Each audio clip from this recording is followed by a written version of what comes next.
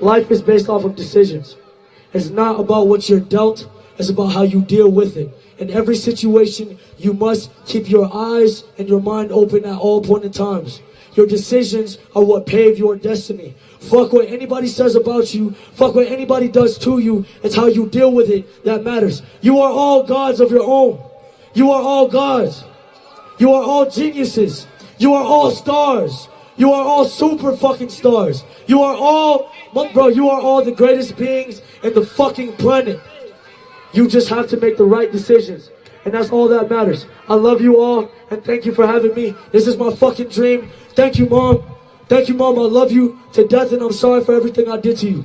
I'm sorry. Developing right now, a search for a killer in South Florida after an up-and-coming rapper is shot dead. 20-year-old José Onfroy, known as rapper XXXTENTACION, has died. José Onfroy was born on January 23, 1998, to parents Dwayne Ricardo Onfroy and Cleopatra Bernard at Plantation General Hospital in Florida. Although José was healthy, doctors discovered a heart defect known as a hole in the heart. While this condition is relatively common, it meant that José grew up being told to avoid rough play. He eventually grew to a height of only 5 feet 6 inches. José spent his early years living with his father's girlfriend Tashina Freeman, and his half-sister Ariana. Although Ariana has spoken in detail about José's childhood, many of the videos have since been removed from YouTube for unknown reasons. Here's what we do know. Before we dive into the story, make sure to hit the like button and subscribe to the channel. Let's reach 10,000 subscribers. After José was born, he moved between his mother's and father's homes, eventually settling with his dad at 817 36th Street, West Palm Beach. In March or April of 1998, José was raised in a Jamaican family, deeply influenced by its roots and traditions. In Jamaican culture, earning respect is paramount, and parents often have high expectations for their children. Ariana's mother took care of José and his half-sister for over a year, while his father, Dwayne, provided for the family, mainly through drug sales, music performances, and other odd jobs. Dwayne always said José was a beautiful child, one who constantly sought attention. Ariana recalls how he would cry until someone picked him up, and only then would he go quiet. This dynamic continued for less than a year before dramatic changes occurred in José's life. In 1998, José's father had an affair, resulting in a third child with another woman. Shortly after, Tashina, Dwayne's then-girlfriend, called Cleopatra, José's biological mother, asking her to take him. They met at a gas station, and from there, Cleopatra took over raising José. Despite the changes, José still had a strong connection with his father and half-sister,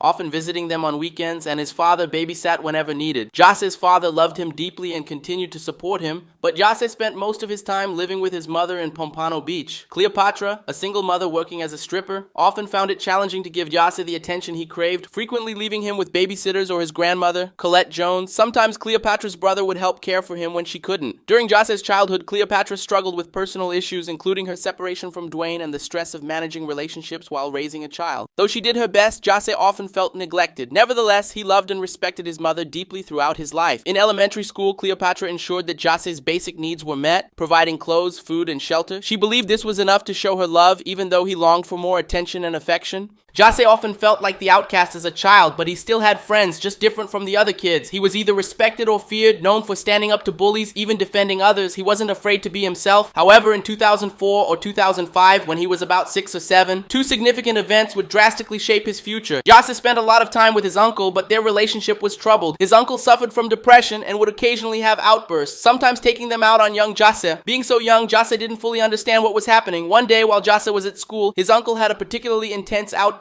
Tragically, he took his own life, and José was the one to discover his uncle hanging from the balcony. This event deeply affected him, fueling his growing anger and depression. Just a few months later, another traumatic event occurred. A man who was involved with his mother got into a heated argument with her, a common occurrence in their household. This time, the argument became physical, and José intervened to protect his mother. In a rage, he grabbed a piece of broken glass and attacked the man, biting and cutting him. This violent outburst marked a turning point for José. In the aftermath, his mother, Cleopatra, tried to give him more attention, concerned about his behavior. However, as time passed, things returned to their usual pattern. José grew increasingly resentful of being home alone, desperately seeking his mother's attention, but ultimately, her promises to be more present fell short. My mom was going through it at a young age, so she wasn't really able to be there, and it wasn't her fault. Cleopatra got pregnant again and gave birth to José's half-brother. During his elementary and middle school years, when his mom was absent, his aunt would babysit him, and he visited his dad on weekends. They would often go out to eat or watch movies. His father played an active role in his life until January 2008, when trouble struck. Jase's father, Dwayne, got involved in a marijuana deal that went wrong. He had unknowingly agreed to sell 800 pounds of marijuana to an undercover DEA agent. A full surveillance operation was set up, leading to the seizure of over 500 pounds of marijuana. Dwayne and 7 others were arrested and held in jail for 2 months before being indicted in March 2008. After a long trial, Dwayne was sentenced to 9 years in prison for money laundering, conspiracy, and drug trafficking. His father's sudden absence deeply affected Jase. Dwayne had been a prominent figure, providing stability, and just like that, he was gone. Jase started spending entire days online with the laptop he got for Christmas, talking and interacting with people, something he would continue for years. Around 2009 to 2010, Jase attended Margate Middle School. It wasn't the best environment, but it served as a perfect outlet for his pent-up rage. When he wasn't playing PlayStation or Xbox to escape from the harsh realities of the world, he was often getting into fights. Bro, I've been fighting this since I was a kid.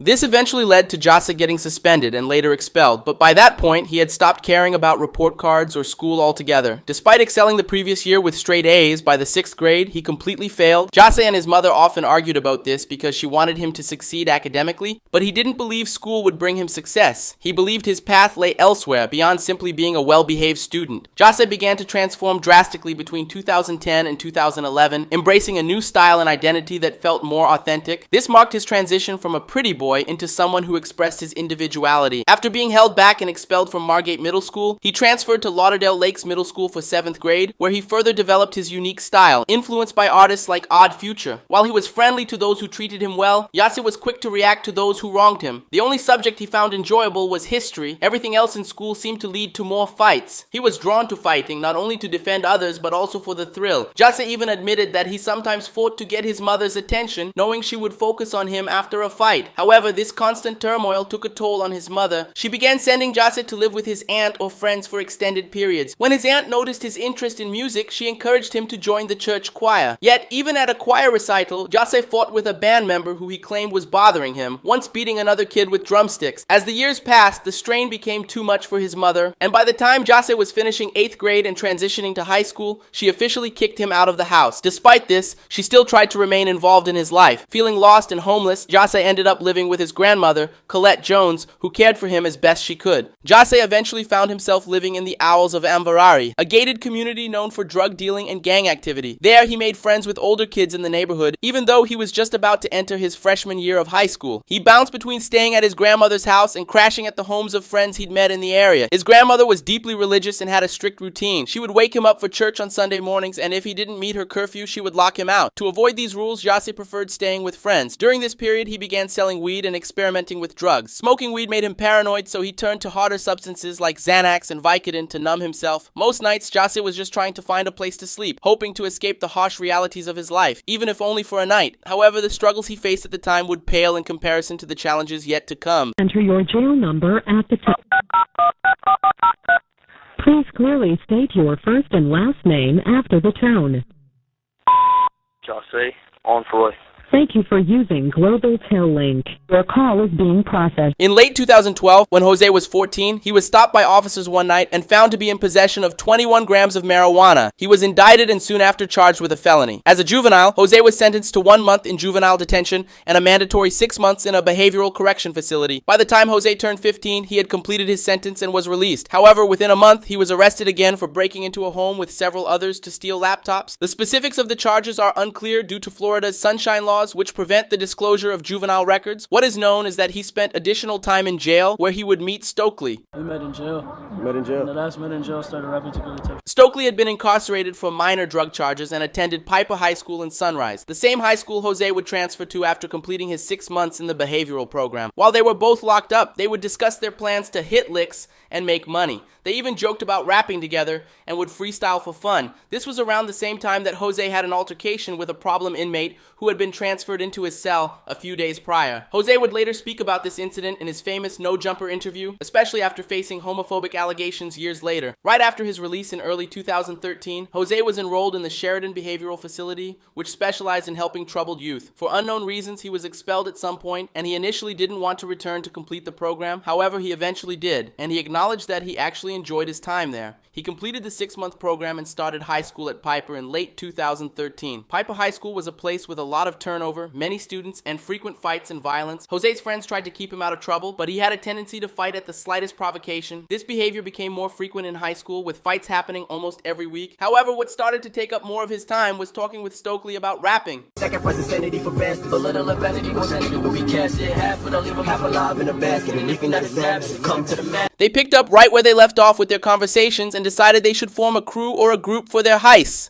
This marked the beginning of their group, Very Rare. One of their friends, named Aaron, had a snowball microphone and a laptop with recording software. It was like a snowball mic. It was like the cheapest mic you could get. It sit on like 3 prongs, Audacity, and like a laptop. That's how we got distorted music. We actually started making the distortion like to the best of our advantage. So we use distortion in our music. They decided to pursue rapping because they enjoyed it so much and saw it as a way to stay out of trouble. They wanted to make songs as a group, so each of them picked stage names. Jose was the last to choose, but he had narrowed it down to a few options. He tweeted one of his old friends to get feedback on the names he was considering. His friend tweeted back, questioning if the names were really suitable for a stage name. Jose replied, "I don't care what others think about the name. It's what I want." Stokely went with Ski Mask the Slump God, and Jose chose Master Splinter but soon changed it to XXXTENTACION. The X was a numeral he didn't fully understand at the time, and Tentacion meant temptation. Together they created the name Unknown Temptation. Despite still engaging in questionable activities, they began to seriously consider music as a way out. The group started writing and recording their first songs whenever and wherever they could. One of their early tracks together was Palm Trees. The vocals are quiet in the song because they skipped class to record it in the computer lab. X created a new SoundCloud account and uploaded the track there. Palm Trees was his first feature, but his first solo song, News Flock, recently resurfaced online. After Palm Trees, X began taking music more seriously. He learned to use music production software like Audacity and FL Studio and slowly put together more tracks. His friend Mitch Feck helped him transfer the songs from SoundCloud and organize them into an EP released on DatPiff titled Ice Hotel. X was heavily inspired by Japanese animation, which influenced his aesthetic for years to come. X started having discussions with the Very Rare group about their commitment to rap. He wanted to ensure that everyone around him was as dedicated as he was. Although he continued to release music on SoundCloud, he often removed it later, including his default EP released at the end of 2014. X began recruiting new members for the group, but unfortunately, the friendship within the group started to strain. X and a group member named Niora had a falling out, leading X and Ski Mask to leave the group and form a new one. As of right now, nobody's in Very Rare except me.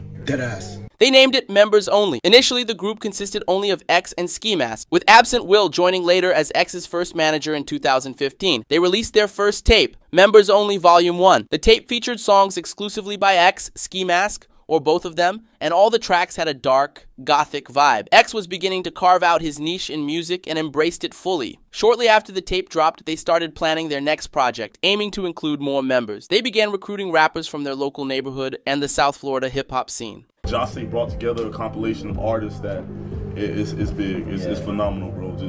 I never seen nothing like that. As they began performing at small shows and house parties, they started to meet more people in the Broward music scene. They were finally starting to gain a small following after people heard how different their music was compared to other Florida music. What made Members Only unique was that many of its members didn't rap. X didn't mind this at all. He believed that as long as everyone contributed to the group's progress, whether it was booking shows, creating artwork, or even making clothes, they had a spot on the team. The group grew to include a substantial number of rappers, photographers, videographers, and clothing designers. When booking shows, X often clashed with promoters, especially when he requested to have 20 people on his guest list. He genuinely wanted everyone to succeed. Members Only Volume 2 was released about 6 months after Volume 1. This time, the tape featured more artists like Flyboy Tarantino, Enzo, and even a verse from the then unknown Smoke Perp. This period was crucial for X as he began to see how his once stifling behavior was finally benefiting him and his crew through their music. Despite seeing these benefits, his life wasn't getting any easier. He continued to fight and get into trouble. The group began to gain a reputation as the rowdy kids who started fights. One particular fight was filmed and uploaded to World Star Hip Hop, giving X his first taste of going going viral. This behavior, among other things, ultimately led to X being expelled from Piper High School. Although his SoundCloud following was still small, his Twitter account had a few thousand followers thanks to the fight videos. He began to use Twitter to network and make new friends every day. X enjoyed exploring social platforms and learning how to leverage them to his advantage. An early strategy he employed was removing songs from SoundCloud to create a sense of scarcity around his music. Almost immediately, people began searching for these lost tracks. X later remarked that he hoped his lost music would one day be searched for and traded like Pokemon cards. Much of anything is a horrible thing. None of nothing. Like if you don't supply and there's a heavy demand, when you drop anything or you give out, it's gonna skyrocket. According to Google Trends, it was the summer of 2015 when X's name started to circulate widely, and locals began to take notice. At this point, he could guarantee a few thousand plays every time he released a new song online. With X at the forefront of the group, they started earning a bit of money from their shows. People in Florida said their presence was so infectious that soon other aspiring rappers in the region were trying to emulate them. In late 2015, X became acquainted with a producer named Rojas while hanging out at Absent Will's house. Rojas played X a few of his beats, but X passed on all of them, searching for something different. The last beat Rojas played was co-produced by Rojas and Jimmy Duval and was originally intended for another artist, Retchie P, who had been locked up. Since the beat was up for grabs, X liked it and went into the closet booth. 15 minutes later, the song was finished. He titled it "Look at Me."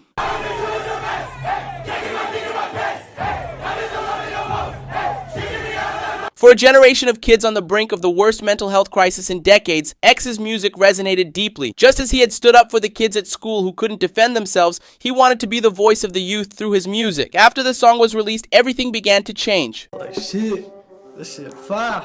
And then, a couple days later, this shit just blew the fuck up. Rojas uploaded "Look at Me" to a SoundCloud page, and in January 2016, it received its official release for digital download. It quickly became X's most successful song at the time. Although it wouldn't chart on Billboard until the end of 2016, it rapidly accumulated millions of plays on YouTube and SoundCloud over the next few months. X's social media followers began to grow rapidly as a result. While this was happening, the police were building a case against X for robbery and assault from the previous year. With his name gaining traction in the underground scene and a cult-like following, he was frequently requested by his new fans to appear on the emerging No Jumper podcast hosted by Adam22. At the time, the podcast was still relatively small, but gaining attention for its interviews with underground artists. X's interview would become a pivotal moment in his career, but some of his comments would later spark controversy. During this period, X was dating a girl named Geneva, and they quickly moved in together. He described their relationship as perfect at first, but admitted that it was a challenging time in his life, marked by insecurity and loneliness. Despite the relationship deteriorating, he noted that she was always there for him during that difficult period. I lived with my ex for like a couple, like almost a year. I was literally going insane, and she was my safe haven. Like I would go to her.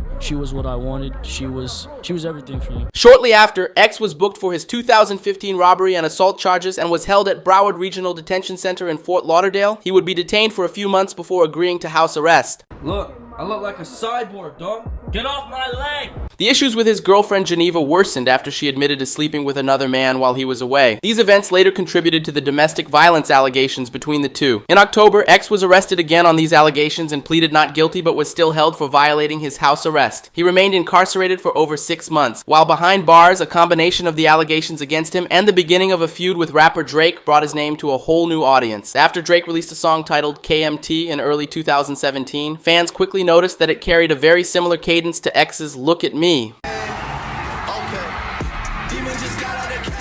After word spread online about the similarities, people began to check out X's music, and "Look at Me" started to chart on Billboard. Unfortunately, he had to hear about this success from behind bars. He later pleaded no contest and was released. Wasting no time, he began doing interviews and capitalizing on his beef with Drake. With all eyes on him, he started working on his debut mixtape Revenge, which was mostly a collection of re-released songs. The mixtape peaked at number 44 on the charts. In June, Members Only Volume 3 dropped. X spent most of 2017 releasing music and capitalizing on the attention he was receiving. His charges from the issues with his ex-girlfriend was still pending, but the trial kept getting pushed back. After releasing his debut album 17, he gained a massive following and began to break out of the underground scene. The album provided fans with a deep insight into his mind and struggles, and his message resonated with them, making them feel less alone in their own battles. The album put an end to any doubts about X being a one-hit wonder. Another major artist began to co-sign X and recognize his wide range of talent. He was being hailed as the voice of a new generation of kids and began making efforts that seemed like a step toward positive change. Trying my best to escape